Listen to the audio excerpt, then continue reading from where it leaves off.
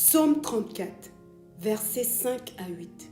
J'ai cherché l'Éternel et il m'a répondu. Il m'a délivré de toutes mes frayeurs. Quand on tourne vers lui les regards, on est rayonnant de joie et le visage ne se couvre pas de honte.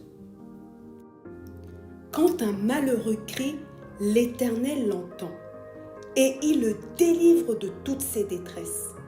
L'ange de l'Éternel campe tout autour de ceux qui le craignent et il les arrache du danger. La prière est une arme puissante que tu peux utiliser dans les circonstances de tous les jours et particulièrement dans les temps de détresse. Mets-toi à genoux et commence à poser des questions au Seigneur. Seigneur, que se passe-t-il dans ma vie? Je suis attaqué de tous les côtés. Dans mon foyer, je suis attaqué. Rien ne va dans mon travail. Ma femme est attaquée. Mes enfants sont attaqués. Je ne comprends pas ce qui se passe. Je tourne ma face vers toi afin de recourir à la prière et aux supplications comme Daniel. Et si Dieu te fait grâce, accompagne ta prière par le jeûne. Beaucoup de chrétiens sont dans la paresse spirituelle. Ils sentent une grosse lourdeur quand le Seigneur leur demande de faire un jeûne de 3 jours. Ils sentent leur appétit décuplé et ils mangent n'importe comment et à n'importe quelle heure. Bien-aimé, si tu aimes la nourriture plus que ta destinée, la vie te réservera des surprises encore et encore. Manger n'est pas un péché, mais la nourriture ne doit pas te dominer. Ton esprit doit être au-dessus de la nourriture. S'il te plaît, je ne te dis pas de faire forcément un jeûne de 3 jours à sec. Cela dépend du niveau spirituel que tu veux atteindre.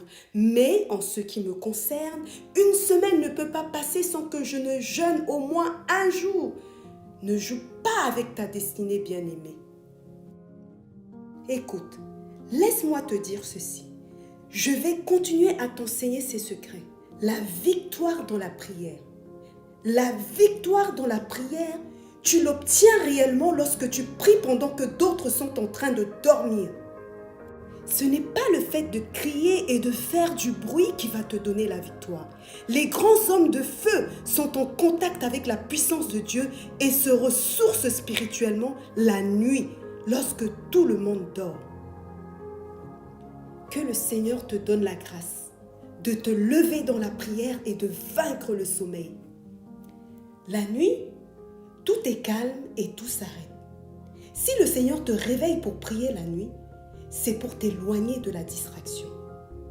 Cherche une pièce neutre dans la maison et tiens-toi loin de tout objet qui peut te distraire.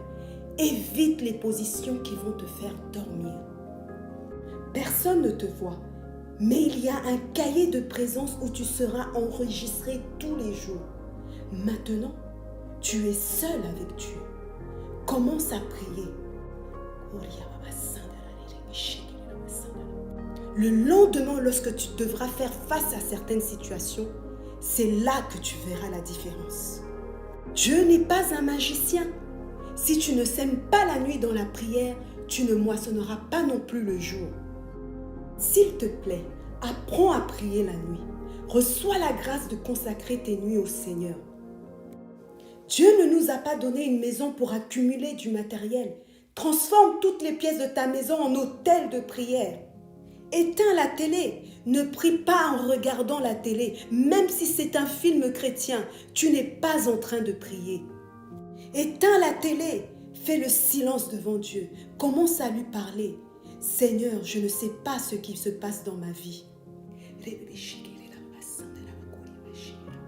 À un moment donné, lorsque tu seras à genoux en train de prier, tu vas sentir une envie de dormir. Lève-toi et dis, Satan, tu es un menteur. Et continue à monter dans la prière. Continue à monter dans la prière. À un moment donné, tu vas commencer à prier en langue. C'est le signe que tu es entré dans une autre dimension spirituelle. Le parler en langue contient des langues de feu. Il y a une puissance dans le parler en langue. C'est la puissance du Saint-Esprit. Il peut te faire prier avec des gémissements, des supplications, des soupirs inexprimables. Il y a des moments où tu vas demeurer dans la prière avec un seul mot, une seule phrase. Continue, ne t'arrête pas, le Saint-Esprit est en train de te revêtir. La prière ne consiste pas à se faire remarquer dans un groupe ou à élever la voix au-dessus des autres. Matthieu 6, versets 5 à 7. Mais quand tu pries, entre dans ta chambre, ferme ta porte et prie ton Père qui est là, dans le lieu secret. Et ton Père qui voit dans le lieu secret te le rendra. Tu n'as pas besoin de sujet de prière. Tu n'as pas besoin de sujet de prière. Tiens-toi dans la présence du Seigneur et commence à prier. Et lorsque tu es en train de prier, ta chair est faible, mais ton esprit se fortifie. Laisse-moi te dire ceci. Lorsque tu arriveras à une certaine dimension spirituelle, aucune attaque ne pourra te résister à cause du feu qui sera en toi. Le feu symbolise la présence du Saint-Esprit. Le feu symbolise le réveil.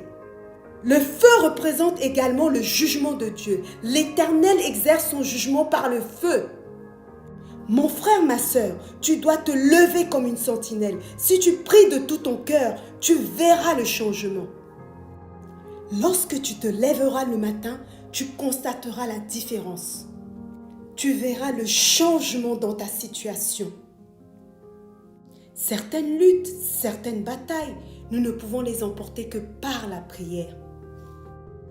Ce n'est pas mauvais de demander au pasteur de prier pour toi, mais tu dois devenir le principal prêtre de ta destinée. Seigneur, je suis arrivé à une saison de ma vie où je ne peux pas laisser la paresse m'envahir. Que la gloire revienne à celui qui exauce les prières et toute chair se tourneront vers lui. Seigneur, je suis dans une saison de ma vie où je ne peux pas permettre à la paresse de m'envahir. Je suis arrivé dans une saison de ma vie où je ne peux pas somnoler dans la prière. C'est trop risqué. C'est le temps de prier sans cesse. Oh Seigneur, enlève le sommeil de mes yeux. Donne la lumière à mes yeux, afin que je ne m'endorme pas du sommeil de la mort. J'ai un prix à emporter. J'ai des victoires à gagner. Lorsque les hommes dorment, l'ennemi vient et il sème l'ivraie. Prie, prie, prie, prie au Seigneur, à l'Éternel qui est assis sur le trône élevé. À toi la gloire, l'honneur et la puissance, au nom de Jésus-Christ.